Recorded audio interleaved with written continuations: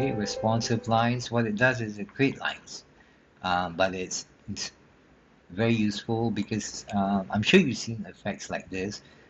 Quite a few, not automated obviously. So what's nice is this is automated, it's neat, it's tidy, um, it's super accurate. It works with whether this layer is parented, scale, or the parent layer is scale. Okay, so you pick your options here, how many sides. By default, it's got the left side selected, right? Unselected will be slightly grayed out or gray. So the default is on the left, on the right, the center is not selected. You can create segmented lines. What it does is, instead of having a single line, let's say I pick the left option here, maybe let's do that. Okay, let's select this, whoops. Let's do this. So it created a shape layer, okay. Um, let's make this neat and tidy. Okay, so this is our layer, this is our responsive lines layer created by the script. And if you look here, it created a shape layer and a single group left vertical. And you've got a few effects to help you control. There's a sample time if you want to calculate. Right, at 0 that means it's always calculating. All right, so when sample time, this is your source rec at time argument. So if you set it to 0, it's the same as setting it to time. That means it will always calculate. All right, you can set your line width, and there are options for adding dashes here, a trim path, and also dashes. All right.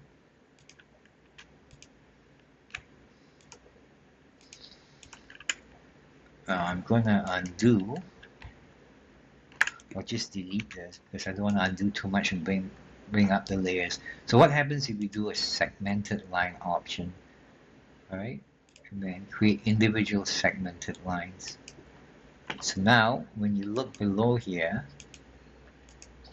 instead of seeing a single group, you've got 3 groups. This guy is for the top segment. See that? Look at the column panel here. This is the middle where the layer is, or where the layer's boundary is. So that's the difference between creating segmented lines. And you can scale and those lines follow along. Okay, and you can add null points, or you can make the lines guide layers. All those options are available. And then your line attributes are here, right? The setting width. Of course, once you've applied it, you can make adjustments here. It also does masking. So if your layer has a mask, this part of this part of the script is not dynamic, unfortunately. So if you're going to apply a mask, um, let me undo. Maybe it is, right? Let's see. If I create a mask in the middle, oh yeah, it is dynamic, yeah. So that's pretty cool there.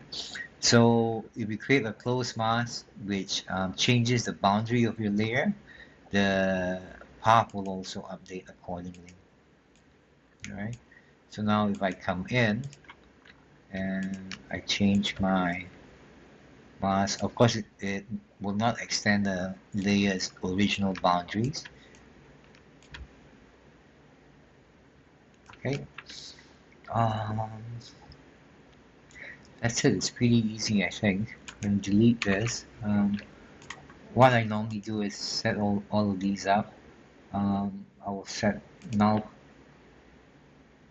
also.